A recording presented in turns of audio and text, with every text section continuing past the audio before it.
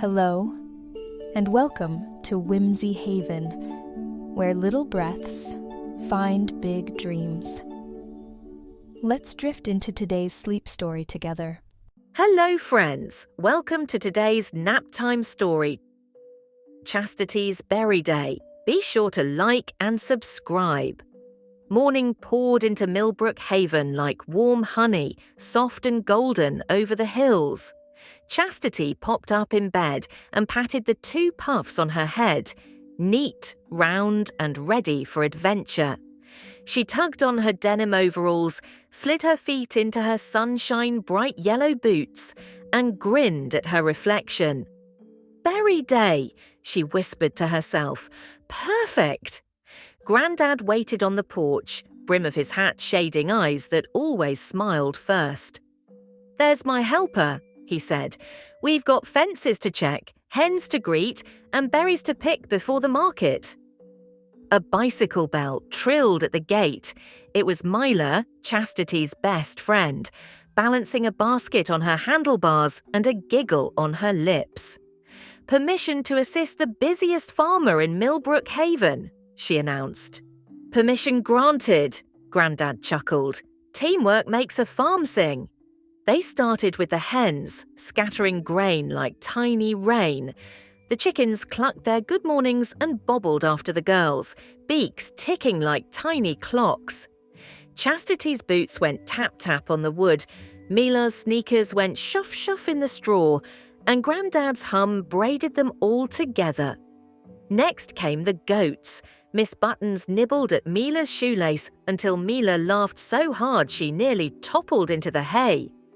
"You, Mum," she told the goat, "are a shoelace chef."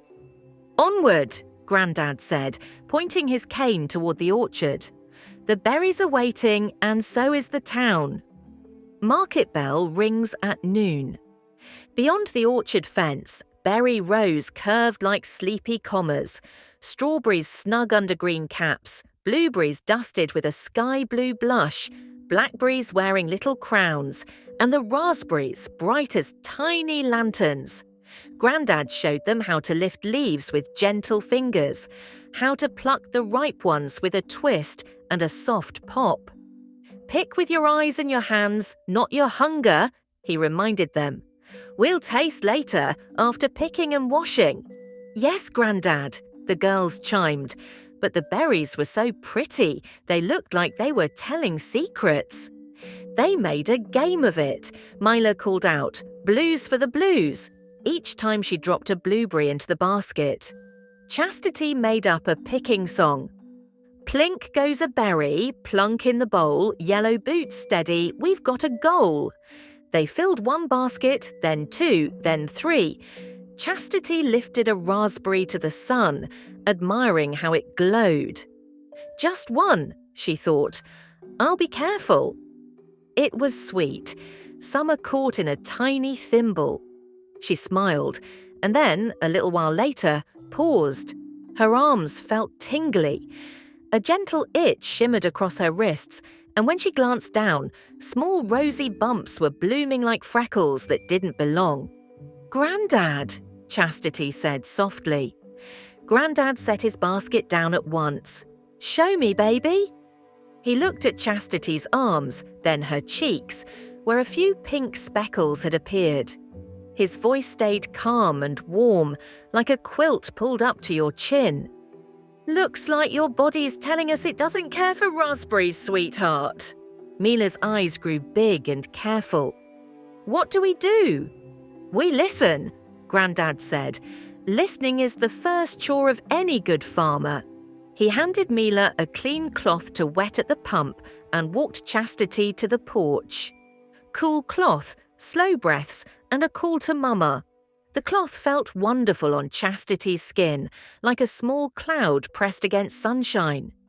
Grandad spoke to Mama on the phone, quiet, steady words, and then to the nurse at the clinic in town, just to be sure. "A bit of rest today, skip the raspberries, and mind the itch," the nurse said. "Call if anything changes." Chastity lay down on the couch with a light blanket and Grandad's old storybook. Mila tucked the corners in the way Chastity liked. "I'll finish your picking," Mila promised. "I'll be your hands in the berry rows." "And I'll be your reader," Grandad said, settling beside her. He turned pages slowly, the way he turned soil, patient, gentle, and full of care. Outside, the farm kept humming. Bees working the clover, wheelbarrow creaking, Mila's quiet footsteps between the rows. Chastity's eyelids floated like leaves. She didn't like the itch or the worry, but she liked being looked after. She liked that her body knew how to whisper and that everyone knew how to listen. She dozed. She woke to the soft clink of jars and the smell of sugar and sunshine. In the kitchen, Mila and Grandad were rinsing strawberries and blueberries, setting the raspberries aside with a little sign, for jam, not for Chaz. Mila peeked around the door. "How's my favourite helper?" "Better," Chastity murmured. The bumps were fading like clouds after rain. "I'll be okay tomorrow." "You will," Grandad said, "and tomorrow we'll pick everything except raspberries. Plenty of sweetness in this world without the things that don't love us back." They spent the afternoon quietly. Chastity traced pictures in the storybook margins, goats with bow ties, hens with parasols, while the kitchen filled with the gentle pop of lids and the berry-sweet whistle of a kettle.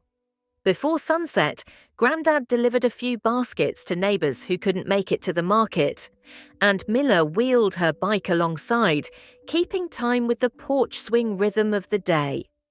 That night, the frogs sang from the creek and the stars pricked holes in the dark. Chastity felt settled, like a jar on a clean shelf with a neat label. Cared for. Morning arrived on tiptoe. Chastity sat up, checked her arms and smiled. Only the faintest rosy map remained, a memory more than a worry.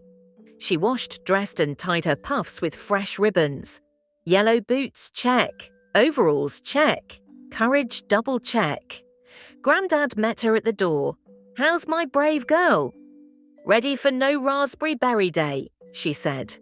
Mila waved from the path, 2 cups of blueberry lemonade in her hands. "To choices that love us back," she declared. They clinked the cups like tiny bells and headed to the rows. This time, Chastity wore light garden gloves and carried a list. Strawberries for shortcake, blueberries for pancakes, blackberries for Grandma's cobbler, raspberries, skip for Chastity, jam for everyone else. They picked with a happy rhythm, plink, plunk, plink. The baskets filled like small treasure chests. A breeze tugged at the leaves and the scarecrow's apron flapped like applause. By mid-morning, the wagon was loaded, and the 3 of them set out for Millbrook Haven's Market Square. The cobblestones there felt familiar under Chastity's boots, and the town felt like a big, open hug.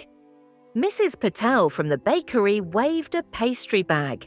Mr. Reed, the librarian, set a stack of picture books on a crate. "Story corner at noon," he announced. "Blueberry bookmarks for everyone."